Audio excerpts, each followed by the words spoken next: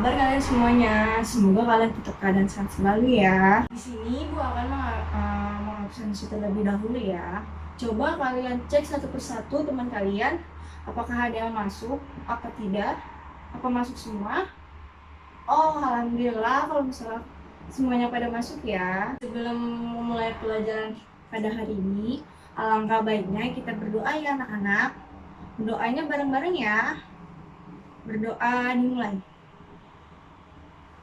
Alhamdulillah berdoanya sudah selesai. Kemarin kan kita sudah menyanyikan lagu Indonesia Raya. Sekarang kita menyanyikan lagu Garuda Pancasila ya. Ayo kita memulai bareng-bareng nyanyinya. 1, 2, 3. Wah, hebat. Anak-anak ibu sudah pada hafal semua ya. Sebelum memulai pelajaran hari ini, alangkah baiknya kita tetap semangat ya anak-anak. Biar kalian semua itu tetap semangat belajarnya. Oke, tepuk semangatnya itu kita bareng-bareng ya. 1, 2, 3. Tepuk semangat. Semangat. Semangat. Semangat. Hore. Siapa yang di sini masih ingat? Kemarin kita itu belajar apa ya anak-anak? Oh iya benar. Kemarin itu kita belajar dengan tema hidup rukun di tempat bermain. Hari ini anak-anak kita akan belajar dengan tema hidup rukun di sekolah. Ini Ibu akan membacakan tujuan pembelajarannya anak-anak. Tujuan pembelajaran yang pertama itu peserta didik dapat menyebutkan isi teks yang berisi perintah yang berkaitan dengan sikap hidup rukun melalui kegiatan menyimpan dengan benar. Yang kedua itu peserta didik dapat mengidentifikasikan dan membuat kalimat perintah. Yang ketiga itu peserta didik dapat menggambar imajinatif. Yang keempat itu peserta didik dapat melakukan penjumlahan dua bilangan dengan teknik menyimpan cara panjang yang benar dan cara pendek yang benar. Nah, di sini Ibu ada contoh gambar Udin dan teman-temannya sedang beristirahat. Dan di sampingnya gambar itu ada tulisan, yaitu Udin dan teman-temannya belajar di sekolah. Selain waktu belajar, ada juga waktu istirahat. Di sini kira-kira apakah ada waktu istirahatnya nggak ya anak-anak? Pinter, pasti ada dong di sini istirahatnya. Waktu istirahat dapat digunakan untuk berbagai hal. Ada yang bermain, ada yang berbincang, ada yang saling bercanda dengan temannya. Udin dan Beni beristirahat di bawah pohon rindang. Mereka menikmati bekal makanan dari rumah bersama-sama. Apakah yang kamu lakukan pada waktu istirahat di sekolah? Apakah kalian bermain dengan temanmu atau menikmati bekal bersama-sama dengan temanmu? Apakah kamu bermain dengan temanmu? Pasti dong kalian bermain dengan temanmu kan? Bagaimana sikapmu ketika bermain dengan temanmu? Sikapnya itu kita harus rukun ya teman anak-anak. Terus jangan saling bertengkar kepada temannya. Dan di sini tuh ada gambar Udin dan Beni sedang menikmati bekal di bawah pohon rindang. Bekal makanan yang dibawa Udin disiapkan oleh ibu. Ibu menyuruh Udin untuk berbagi dengan teman di sekolah. Nah, di sini ada teks percakapan Ibu dan Udin. Ibu menyiapkan bekal untuk Udin dan menyuruh Udin untuk saling berbagi dengan temannya. Ayo kita baca anak-anak teksnya bareng-bareng ya. Ibu berkata, kata ibu Udin, bagilah bekalmu dengan teman-temannya, Din. Berbagi, kata Udin. Baik Bu, mengapa kita sebaiknya berbagi dengan teman Bu? Kata ibu. Berbagi menunjukkan sikap rukun. Bawalah tempat bekalmu kembali ya, Udin. Menyebutkan kalimat perintah dalam teks percakapan. Kalimat perintah digunakan untuk meminta orang lain melakukan sesuatu. Ciri-ciri kalimat perintah yaitu yang pertama itu menggunakan kata akhiran lah atau kan. Yang kedua itu akhir kalimat menggunakan tanda seru. Di percakapan Udin dan ibunya itu tadi ada kalimat perintah. Nah, sekarang kan di subtema 3 itu kita belajar tentang kalimat perintah. Kalau di subtema 2 itu kita belajar tentang kalimat ajakan. Kira-kira kalimat perintah itu apa ya? Kalimat perintah adalah kalimat yang digunakan untuk memerintah orang lain melakukan sesuatu untuk kita. Kalimat perintah biasanya ada kata perintah yang diakhiri katakan ataulah. Contohnya misalnya contohnya kayak gini anak-anak. Tolonglah ambilkan buku itu, atau tolonglah bukakan pintu itu ya. Jadi ada kata kan atau lah ya untuk kalimat perintah. Contohnya, jika kita menulis kalimat perintah harus diakhiri tanda seru. Bukan hanya kalimat ajakan yang diakhirinya tanda seru, kalimat perintah juga diakhirinya tanda seru. Mengucapkan kalimat perintah harus dengan sopan, bisa juga dilengkapi dengan kata tolong. Jadi misalnya gini nih anak-anak, tolong bukakan pintu itu ya, atau tolong ambilkan buku itu sopan ya anak-anak. Dan jangan membentak, misalnya gini, hey bukakan pintu itu, hey ambilkan buku itu tidak sopan ya anak-anak. Jadi kalau kita mengucapkan kalimat perintah itu ya kita harus sopan. Dan kata tolong. Di sini Ibu ada contoh kalimat perintah. Yang pertama itu bacalah buku itu. Kalau misalnya ditulis itu kalimat perintah, diakhirinya harus tanda seru ya. Yang kedua itu tolong ambilkan boneka itu. Yang ketiga matikan lampu itu. Yang keempat tolong pintu itu ditutup Rini. Yang kelima bukalah bekalmu Doni. Nah yang tadi itu adalah contoh kalimat perintah ya anak-anak. Di sini Ibu ada 5 soal kalimat perintah. Nah di sini kita kerjakan bareng-bareng ya anak-anak soalnya. Bacalah kalimat perintah di bawah ini. Lengkapilah kalimat berikut menjadi kalimat perintah. Yang pertama itu titik-titik ke kelas setelah bel berbunyi. Apa ya kira-kira jawabannya anak-anak? Ya, masuklah. Isinya yaitu masuklah ke kelas setelah bel berbunyi. Yang kedua itu titik-titik kebersihan kelas. Apa ya kira-kira anak-anak jawabannya? Ya, jagalah. Itu jagalah kebersihan kelas. Yang ketiga itu titik-titik pintu setelah masuk ke dalam ruangan. Kira-kira apa ya anak-anak jawabannya? Tutuplah pintu. Benar, tutuplah pintu setelah masuk ke dalam ruangan. Yang keempat itu titik-titik buku-buku di rak agar terlihat rapi. Kira-kira apa ya anak-anak jawabannya? Tatalah jawabannya anak-anak. Jadi jawabannya anak-anak, tatalah buku-buku di rak agar terlihat rapi. Yang kelima itu titik-titik sampah pada tempatnya. Apa ya kira-kira jawabannya? Buanglah anak-anak jawabannya. Jadi isinya itu buanglah sampah pada tempatnya. Di kelas, para siswa sedang belajar menggambar. Udin dan Edo dan Siti menggambar dengan alat yang berbeda. Udin menggambar dengan pensil warna, Edo menggambar dengan krayon, dan Siti menggambar dengan spidol. Nah, di sini kira-kira anak-anak apa ada yang tahu kira-kira perbedaan dari pensil warna, krayon, dan spidol? Anak-anak, coba kalian ambil krayon, pensil warna, dan spidol. Lalu buatlah goresan dengan alat tersebut dan amatilah. Nah, ini hasilnya kalau kita mewarnai dengan krayon, maka hasilnya akan tebal dan kasar.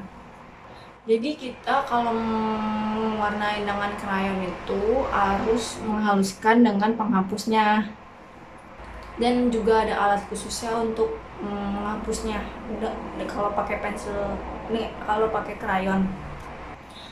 Tapi anak-anak hasil awalnya itu memang tebal dan kasar. Kalau kita mewarnai dengan spidol, maka hasilnya akan tebal dan halus ya anak-anak. Ya anak-anak, kalau kalian menggambarkan dengan spidol, maka hasilnya akan kasar. Hasilnya cenderung tebal. Dan diamkan beberapa saat, lalu hasilnya juga halus menggunakan spidol. Dan ini contohnya melalui gambar dengan spidol. Kalau kalian mewarnai dengan pensil warna, maka hasilnya akan tipis dan halus ya anak-anak. Jadi itu tidak setebal spidol dan krayon ya anak-anak. Nah di sini hasilnya itu tipis dan tidak terlalu lihat dan halus. Jadi anak-anak, kalian tuh harus tahu cara menggambar hasil menggambar dengan pensil warna, krayon, dan spidol. Nah, tadi anak-anak, Udin dan Edo itu mewarnai sesuai alatnya masing-masing. Nah, coba anak-anak kita tentukan dan pasangkan hasil gambarnya yang sesuai ya anak-anak. Nah, di sini kira-kira si Udin memakai apa ya anak-anak? Dan si Siti kira-kira memakai alat apa?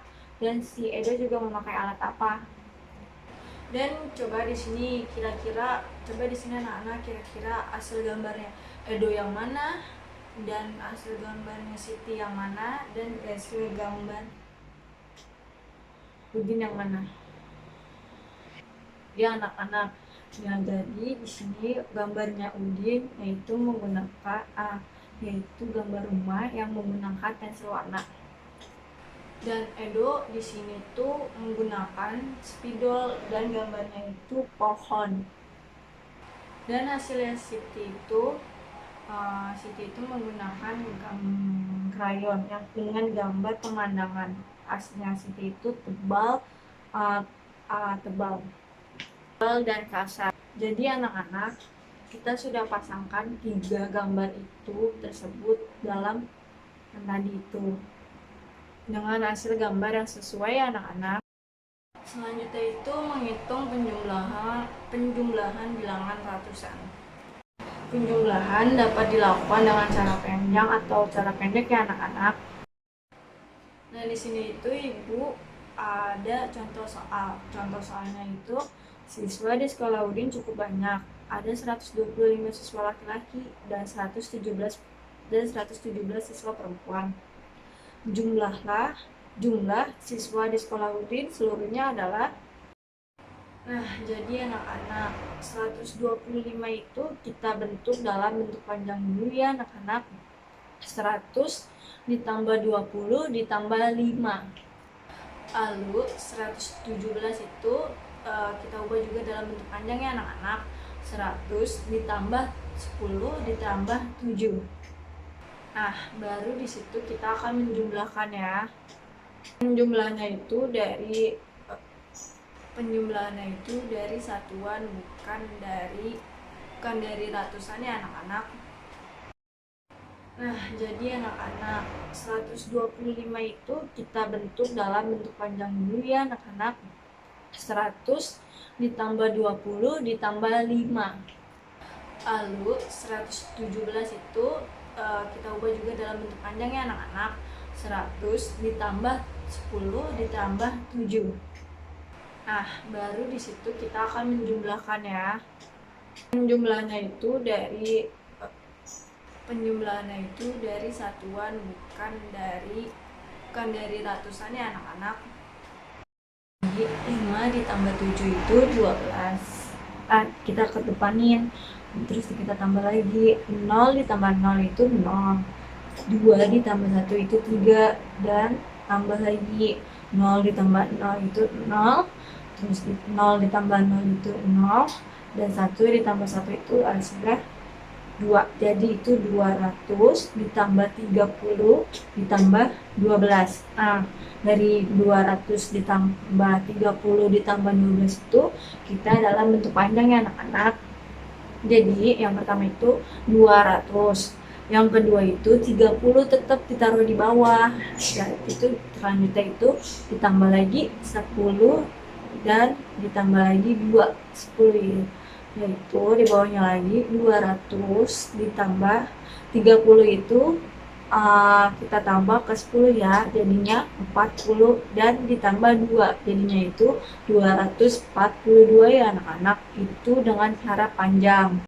Kita juga bisa menggunakan cara pendek atau dengan cara susun pendek ya anak-anak. 125 ditambah 117. Habis itu jumlahkan satuannya ya. 5 ditambah 7 itu hasilnya 12. Kan gak bisa tuh ya digabung ke bawah tulisnya 12. Yang di bawahnya itu kita tulis 12.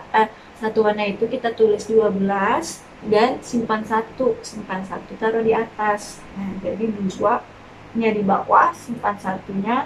Simpan satunya itu puluhannya itu simpan 1. Taruh di atas disimpan. Nah, terus jumlahkan puluhannya. 2 ditambah 1 itu 3, dan jumlahkan puluhan yang tadi ya. 2 ditambah 1 itu 3, dan masih ada sisa 1, yaitu jadinya 2 ditambah 1 3, dan 3 ditambah 1 itu jadinya 4. Taruh lagi di 4 di bawah. Nah, selanjutnya itu 1 ditambah 1 itu 2. Jumlahkan ratusannya. Ratusannya itu 1 tambah 1, yaitu hasilnya 2. Jadi hasilnya itu 242. Hasilnya tetap sama ya sama yang tadi, tapi cuma ini karena pakai cara pendek, dan yang tadi itu pakai cara panjang. Ya anak-anak, selanjutnya kita akan selanjutnya ibu juga ada contoh soal, yaitu menjumlahkan tanpa menyimpan. Contoh soalnya itu di dalam keranjang hitam ada 134 buah rambutan. Di dalam keranjang merah ada 123 buah rambutan. Berapa banyak buah rambutan seluruhnya? Nah, jadi anak-anak kita akan menjumlahkannya dengan cara bersusun ya. Nah, di sini Ibu akan menjelaskan dengan cara bersusun pendek ya.